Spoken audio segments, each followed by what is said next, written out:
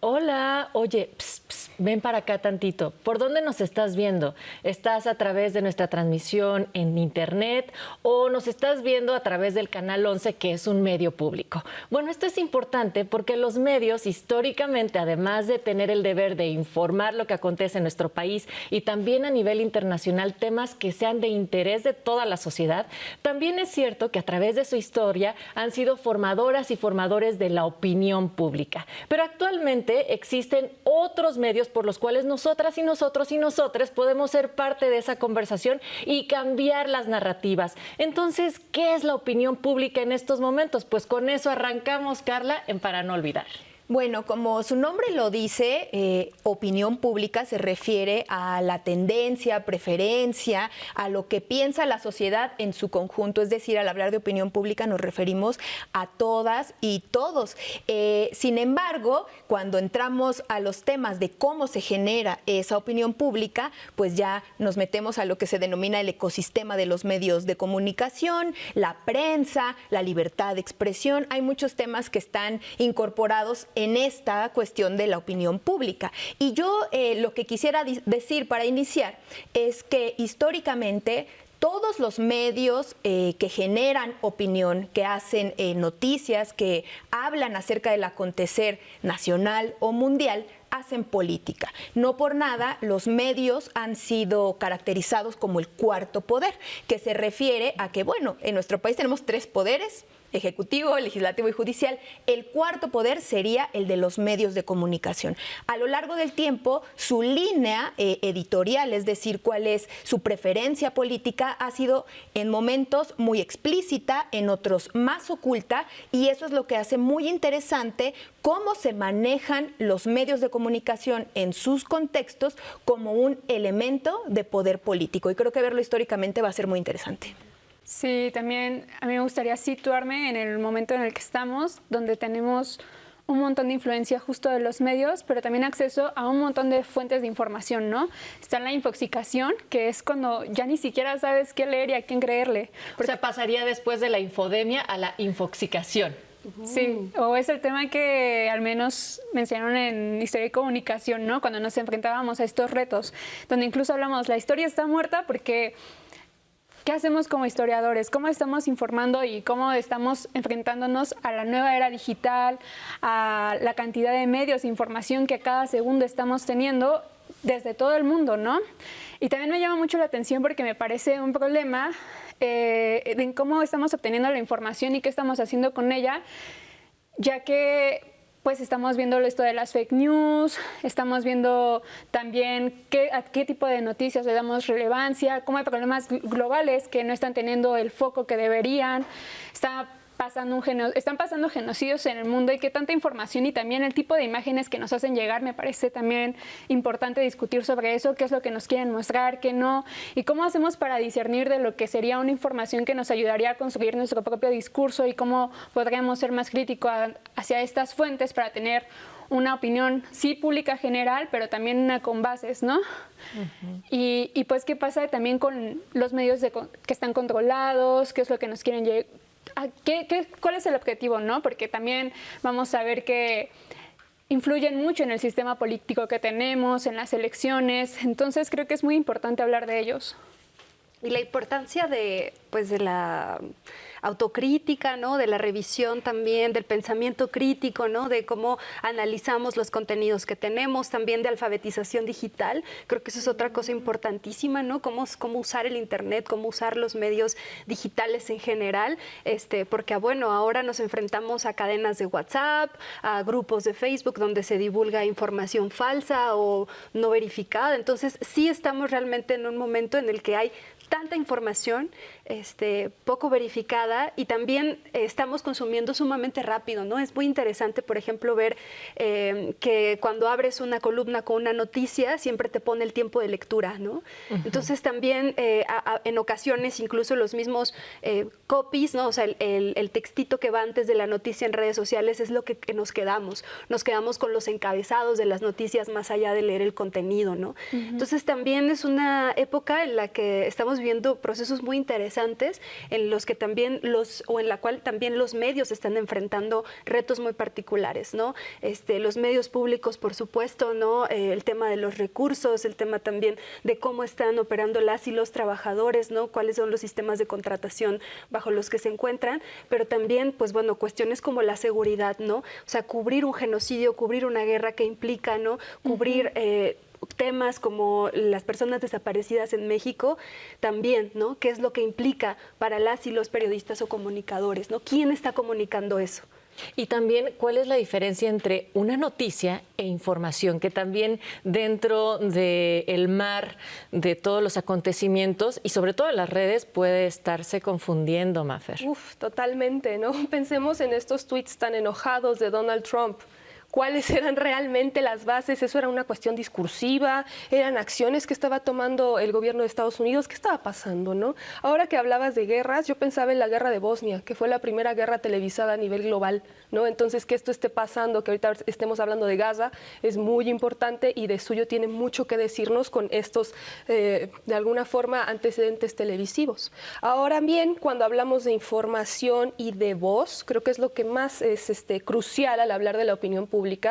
Estamos muy en un momento donde se dialoga si estamos en una democracia plena, si esto está virando hacia dictadura, qué es una dictadura, qué es la opinión pública, y creo que es el momento clave de decir la forma en la que podemos expresarnos. No es igual, para empezar, haciendo un sesgo de género que siempre ha estado, mucho ya hablaremos de las ancestras y cómo sus voces no eran la opinión pública, y en el punto del país donde estemos, ¿no? Hay países donde realmente hay mayor apertura, hay países donde podemos cuantificarlo, pero cuando lo retratamos con nuestras realidades, por ejemplo, ya lo mencionabas, Tamara, ¿qué pasa con las madres desaparecidos, con los defensores, las defensoras de medio ambiente? ¿Y eso no sería entonces una especie de cercenar la opinión pública?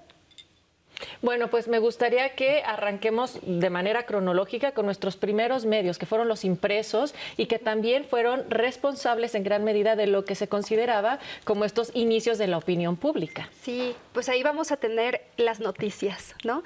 Ya durante la época de la colonia, ¿no? En el siglo XVIII, en los 1700, vamos a tener la Gaceta de México, ¿no? Y luego una segunda Gaceta de México y luego el Mercurio. Entonces, estos van a ser agentes noticiosos donde se daban a conocer en la Nueva España, pues justo lo que pasaba, ¿no? Qué estaban haciendo las autoridades, qué decretos salían, todo eso. Algo muy interesante en este momento es que, pues son documentos costosos, ¿no? El periódico era, bueno, el papel era algo muy costoso, la impresión también era algo muy costoso. Entonces, esta información no circulaba así con todo el mundo, ¿no? Era también pues información que se quedaba con las élites y que se comunicaba a través, por ejemplo, de gritarlo en las calles, ¿no? Con los pregoneros, sí, o que se discutía en los cafés también, ¿no? Como en el espacio público. Y eso es muy interesante porque, sobre todo en el 19, que ya se populariza esto de los cafés, es decir, irnos a tomar algo, ¿no? Un chocolatito, sobre todo en el 19, les gustaba mucho el chocolate, para dialogar justamente de esto que estaba ocurriendo, ¿no?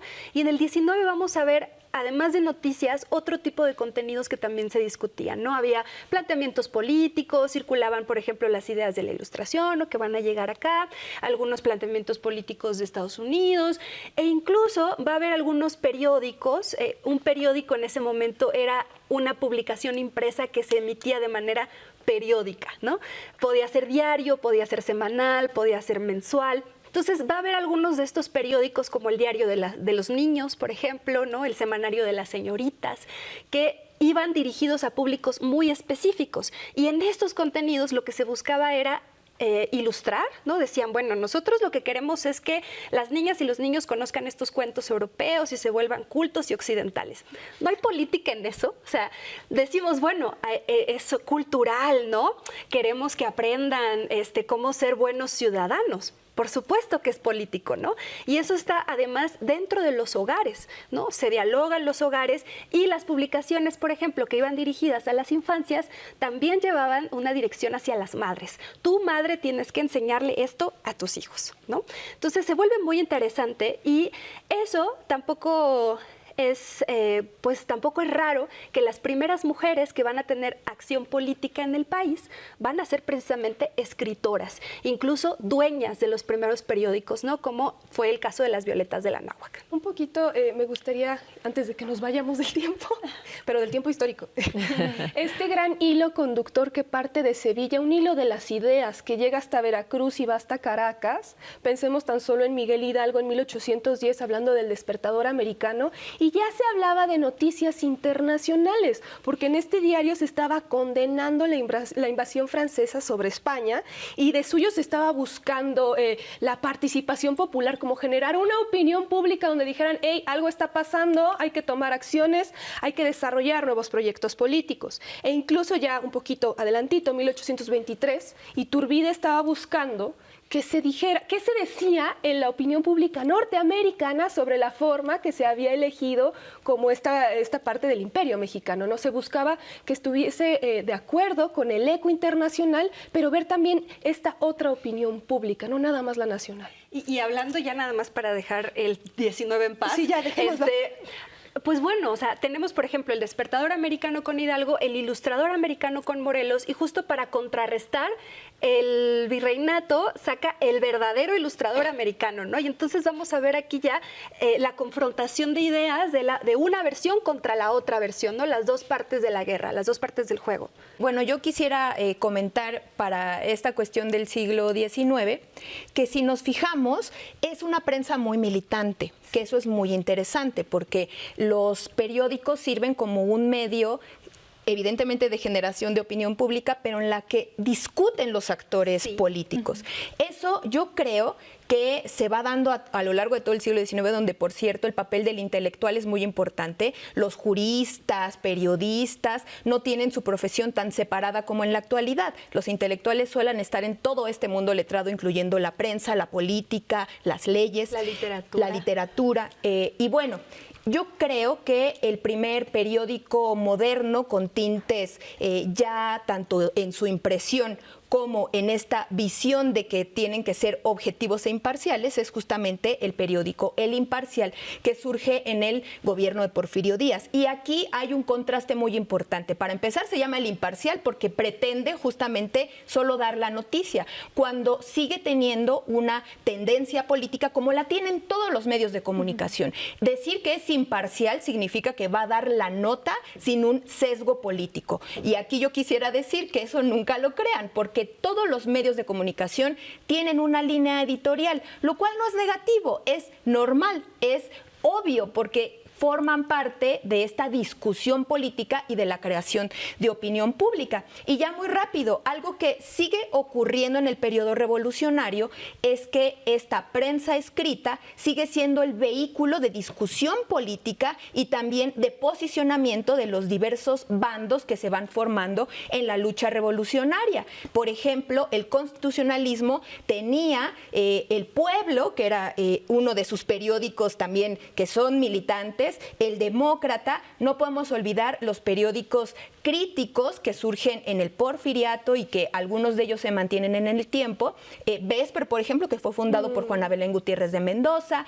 Esta regeneración del Partido Liberal Mexicano, que ahí es muy interesante porque cuando se funda en 1901 es periódico jurídico independiente y muy pronto cambia a periódico independiente de combate. Ya toma esta línea mucho más, digamos, radical.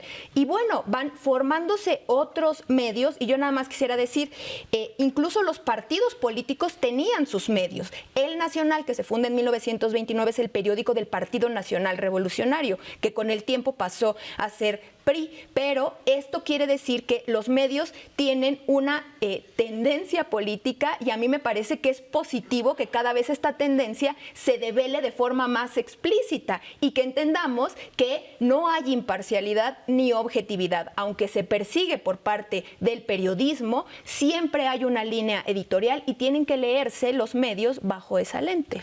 Nada más me gustaría como apuntar una cosita con Regeneración. Y es que con Regeneración pasaba esta cosa de la dinámica de la socialización de la información, ¿no? Justo se compartía qué estaban haciendo otros obreros en el mundo, particularmente en Estados Unidos. Se traficaba, porque era desde Estados Unidos hacia México, bueno, ya en su fase en Estados Unidos, porque tienen que irse del país. Y acá las y los trabajadores lo compartían, porque pues no todos sabían leer. Entonces, eso era una cosa muy importante, que era información que se compartía, se dialogaba, se socializaba, y de ahí también que pueda propagarse muchísimo más, ¿no? Sí. Perdóname. Y bueno, hablando de esos temas, a mí me gustaría también ver la importancia de la iconoclastía o las imágenes en los medios, ¿no? Pienso justo en Regeneración, el hijo del ahuizote, que también es una respuesta al ahuizote del porfiriato, que a mí me parece una historia muy chistosa porque es como el padre salió tan malo que hasta el hijo le arremete, ¿no? O sea, es una respuesta desde el nombre. Pero justo la importancia que tiene para la divulgación las imágenes o ver cómo llegar más lejos. Entonces me parece también muy importante hablar de qué tan importantes son las imágenes. También hoy en día, que lo que yo voy viendo todo el tiempo son imágenes, pues así también para comunicar eran importantes desde hace muchísimo tiempo. Y la forma en la que incluso se toca esta idea de decir periódicos, opinión y propaganda, ¿no? A mí me gustaría hacer un paréntesis bien especial en cuestiones de regímenes no democráticos, porque tenemos mujeres tremendamente militantes, valiosísimas, que, por ejemplo, en el ejemplo muy, muy claro de la España de Franco, transportaban sus propios diarios en sus maletas a expensas de que si las agarraban, vaya, era una cuestión de muerte, ¿no? Y lo pensamos ya incluso en nuestras latitudes, con las dictaduras del Cono Sur, con el momento en el que México no tiene una democracia plena, donde no se puede hablar de suyo abiertamente como lo estamos haciendo ahora, y el papel, reitero, de todas, todos, todes, precisamente de nuestras ancestras, donde la opinión pública es esta gran división entre lo privado y lo público. Tú, madre, encárgate de tus infancias, y si tienes ciudadanos, porque tienes varones y a tus niñas, que sean buenas madres, y hasta ahí, ¿no? Entonces, esta idea bien disruptiva, por supuesto que sí, y una deuda histórica. ¿Por qué? Porque, vaya, la palabra, ¿dónde ha estado, no? Sí. Nos tenemos que acercar más hacia nuestros tiempos. Sí, a mí me gustaría justo y eso. el siglo XX, también con el surgimiento de la radio, de la tele, que diversifica también las posibilidades de la creación de una opinión pública. Sí, la radio llega a México en 1923, pero justo retomando lo importante que es dentro de la politización de la población, pues decir que empieza siendo un medio del gobierno. Igual que la tele ya décadas después, en los 50, son medios que en principio están controlados por el gobierno y tienen este tinte de vamos a llevar la cultura. Entonces vamos a tener, claro, informes del gobierno, pero también vamos a tener lecturas dramatizadas, vamos a querer educar a través de la radio en principio. Y no es hasta los 30 que van a llegar los medios privados, que se va a ampliar pues el público, ¿no? Y los temas que se van a escuchar en la radio, y luego vamos a ir viendo una evolución hasta la que tenemos hoy en día, donde ya ocupamos la radio para escuchar música, o a lo mejor ya ni la escuchamos, ¿verdad? Pero de fondo. Ajá, de fondo ya está como más cercana a lo que conocemos, pero incluso la música es política, ¿no? Entonces, también pensar en que hasta ese tipo de expresiones pudieron haber sido controladas o censuradas en distintas épocas. También ya decíamos en la tele que además aquí ya en los 60 con Camarena pues llega a ser importantísimo por la televisión de color, pero también es un medio controlado. El primer canal es Canal 4, es del gobierno, y va a pasar un poco lo mismo, de que hasta que lleguen los privados van a empezar una diversificación del contenido, pero pues siempre es controlado, siempre tiene un objetivo. Vamos a empezar también a ver cómo justo se va metiendo el mercado o van metiendo líneas políticas, y como decían las Panteras Negras en Estados Unidos, la revolución jamás era televisada. Entonces ya en los 60 también vamos a seguir viendo a la prensa, ¿no? A la prensa de combate. Tenemos aquí en México la primera revista feminista, que es FEM, y después también vamos a tener revistas muy importantísimas, más bien antes, como Por qué, o también se me ocurre la de Madera, de la Liga 23 de septiembre, que pues son medios en los que a través de la prensa se busca organizar y también informar y generar otra opinión pública distinta a la que tienen los medios, como la televisión, la radio o los medios oficiales. Y si bien los medios privados, por supuesto, que ofrecen dentro de todo el espectro otro tipo de contenidos, no hay que olvidar que son los medios públicos los que sí se han mantenido también críticos durante distintos periodos políticos que ha enfrentado nuestro país. Ciertamente muchos han tenido, como ya lo decía Carla, una línea muy específica, pero también los medios públicos actualmente han sido quienes han dado también una propuesta diferente a todas las audiencias, como lo ha sido también el Canal 11. Sí, o también yo pienso en los medios que son independientes, ¿no? Que ya lo veíamos, que son combativos, O que locales. O locales, ajá, tienen otro tipo de noticias, tienen Radios otro comunitarias, tipo de... Ajá, etcétera. Claro, eso los posiciona de manera diferente y también tienen un objetivo distinto. Sí, yo creo que es muy importante, o sea, no caer como en una dicotomía de que si son del gobierno, entonces son controlados y si son privados, entonces hay libertad. Más bien, tanto los medios privados como los medios públicos evidentemente responden a los financiamientos, a los mismos procesos políticos, y eso en sí mismo yo creo que no es negativo, sino que requiere de un proceso muy crítico de las audiencias para leer con conocimiento de las líneas editoriales los contenidos que se están generando. Esta cuestión de la entrada de empresas que fue muy larga y en diversos medios de comunicación escritos, audiovisuales, la radio, etcétera, también fue configurando en nuestro país un grupo de poder, porque los medios de comunicación son un poder en sí mismo, ya lo dijimos, que se les denomina cuarto poder. Y entonces, paulatinamente, una cosa que ocurrió en nuestro país fue que los medios corporativos comenzaron a tener un poder, digamos, excesivo en la formación de opinión pública. Y eso, sobre todo en el periodo neoliberal, digamos que se concretó en lo que se denominó el duopolio televisivo. Televisa y TV Azteca fueron medios que tenían el poder de manipular y de controlar a la política. Y ya nada más muy rápido, yo creo que eso paulatinamente ha ido cambiando con, pues a partir del 2018, un gobierno que comunica de forma más directa sin la necesaria intermediación de los grandes medios corporativos. A mí me gustaría solo cerrar rápidamente con que diciendo lo difícil que es ser periodista en México, Claro. siguen siendo vulnerados y pues sí, justo es como este poder, pero también tenemos la vulnerabilidad de la profesión, de quienes buscan informar o acercarse a otros temas o verlo con una perspectiva distinta. Eso también me parece que hay que tenerlo en mente, porque el fallo del Estado por no darle seguridad a los periodistas pues es histórico, no es de ahora, y además no solamente es vulnerar a una persona, vulnerar la vida de una persona, sino también de todos, porque son quienes están brindándonos información o están dándonos ese acceso. Son derechos humanos. Y que en México existe el mecanismo de protección para personas defensoras de derechos humanos y periodistas desde 2012, y que 2022, a pesar de eso, fue el año más violento para ejercer el periodismo en nuestro país. Y bueno, pues por supuesto que proteger la vida de las y los periodistas supone también defender el derecho a acceso a información que construye democracia y que nos ayuda a tomar mejores decisiones. Esto es parte de las y los profesionales que forman esta opinión pública en nuestro país. Conversación que seguiremos con ustedes. Hasta aquí nos quedamos con Para No Olvidar, y recuerden seguirnos a través de las redes.